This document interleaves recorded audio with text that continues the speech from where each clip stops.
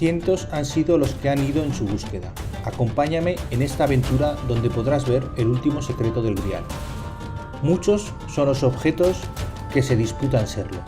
El santo catino de Siena, el cáliz de León, la copa de Nanteos, el caldero de Gunstrup, el cáliz de Ocebreiro, por citar solo unos pocos. La mayoría de las personas creen que no existe, que es pura fantasía. Otros piensan que es la sangre real. La desinformación es masiva al respecto. Solo unos pocos conocerán la verdad. Esta leyenda comenzó en 1180 con los versos de un trovador llamado Chrétien de Troyes, que dicen así: una doncella hermosa, gentil, sostenía entre sus dos manos un grial. Cuando allí hubo entrado, con el grial que llevaba, se derramó una claridad tan grande que las candelas perdieron su brillo, como les ocurre a las estrellas cuando sale el sol o la luna. El grial que iba delante era de fino oro puro. En el grial había piedras preciosas de diferentes clases, de las más ricas y de las más caras que haya en el mar y en la tierra. Así nació uno de los temas más conocidos de la literatura medieval. Posteriormente, de él se dijo que era el recipiente que usó Jesucristo durante la consagración del vino en la última cena. Conozcamos qué nos cuentan estos versos antes de emprender la búsqueda más arquetípica de la historia. El relato medieval comienza con un joven muchacho, Perceval o Parsifal en la versión alemana, que partió en pos de ser nombrado caballero.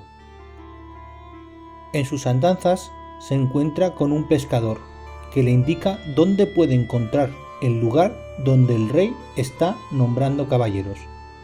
Así, a los pies del monte Montsalvage, como dicen los poemas, Perceval ve aparecer un castillo escondido entre torres graníticas que se pueden ver desde Bagdad. Es así exactamente como lo describe el poema, con una fuente de la que no deja de manar agua pura. Allí se encuentra con un rey moribundo y contempla la procesión precedida por una lanza, y al final de esta aparece el sagrado objeto. El joven será nombrado caballero y se le entregará la espada. El muchacho no se atreve a hacer la pregunta: ¿a quién se sirve con ese grial?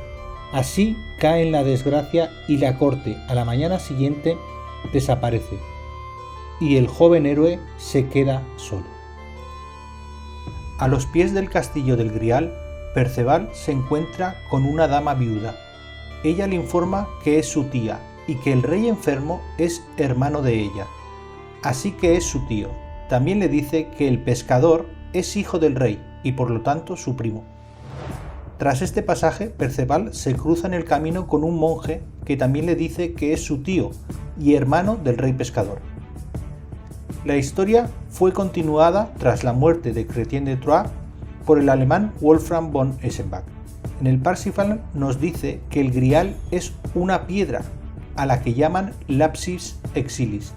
También detalla que en el grial hay una inscripción con letras celestiales, que no hace falta borrarla porque desaparece por sí misma de la vista.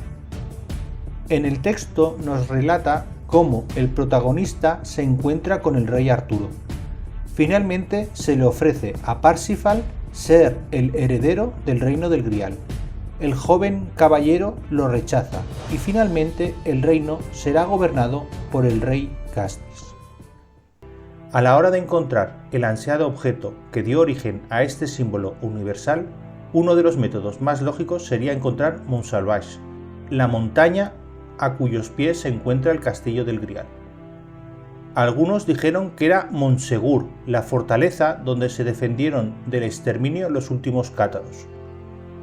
Otro de estos supuestos Montsalvage fue identificado como Montserrat, pero hay una montaña llamada Monte San Salvador, Mont Salvatoris en latín. A los pies de ella se encuentra la abadía fortificada de San Juan de la Peña.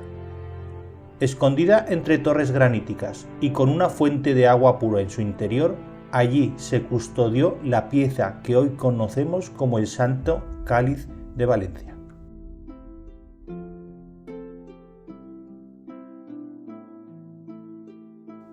Este objeto, según la tradición, había llegado allí gracias a San Lorenzo, que en el siglo III lo mandó proteger de la persecución de los romanos a los cristianos. Así lo relata este capítulo historiado que se encuentra en la cercana Catedral de Jaca. Entre los caballeros que protegieron esta reliquia durante la invasión musulmana de la península se encontraba un magnate franco-normando llamado Rotrou III de Perche. Este noble estaba emparentado con los reyes de Aragón. Era sobrino de Sancho Ramírez y sus primos eran Alfonso I y Ramiro II, que llegó a ser conocido como el Monje. A los pies del castillo se encontraba como abadesa de Santa Cruz de las Serós doña Sancha de Aragón. Esta señora era la hermana de Sancho Ramírez y por tanto tía política del conde de Perche. Perceval parece salir así de la pura fantasía. Las relaciones de parentesco entre el conde de Perche y Perceval no pueden ser solo fruto de la casualidad. La correlación entre los reyes de Aragón y los monarcas que aparecen en la epopeya del Grial es absoluta. Esta estirpe custodió el Santo Cáliz en San Juan de la Peña por siglos. En los Pirineos, la representación del cáliz en iglesias románicas se repite. Es un motivo artístico muy particular de la zona. Todo parece encajar más allá de la duda razonable. Los paralelismos son evidentes, pero ¿y el objeto que hoy se custodia en la Catedral de Valencia? Es el Santo Grial. Entre los documentos de la época que conservamos hay uno muy misterioso, una relación de las reliquias que había en el monasterio de los Pirineos. En él no se puede leer nada sobre el Santo Cáliz ni sobre el Grial, pero si nos fijamos bien, veremos que parece que hay un mensaje oculto. K-Lix se puede leer, uniendo las letras del principio y el final del documento.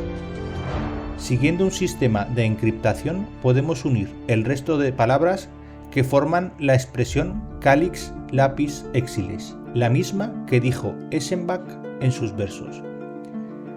La santa reliquia es la parte superior de la pieza, un cáliz de piedra de época del Imperio Romano, que todos los estudios apuntan a que pudo estar en la mesa de la Última Cena.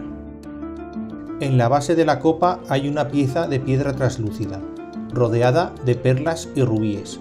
En ella hay una inscripción en árabe cúfico que dice Jesús es Dios. Estos grabados, si le ponemos un espejo, se invertirían y se transformarían en hebreo y diría lo mismo, Yeshua, Yahvé, Jesús, Dios.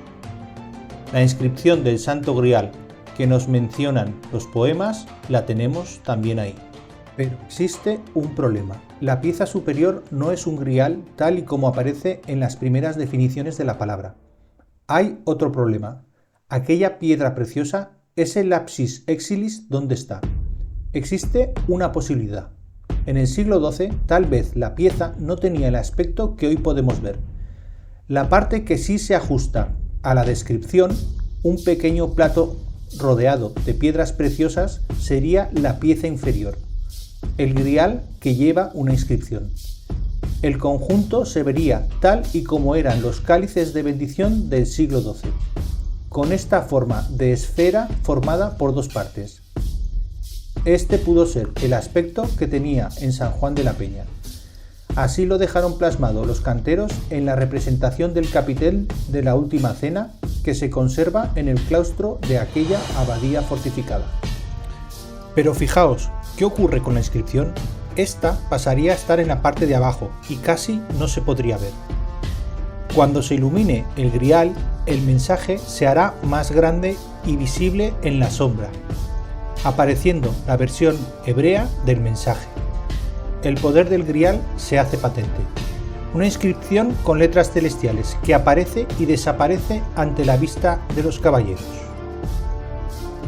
El Santo Grial es un objeto universal y ahora tiene un referente material, para que sigamos sin desfallecer en nuestra propia búsqueda espiritual.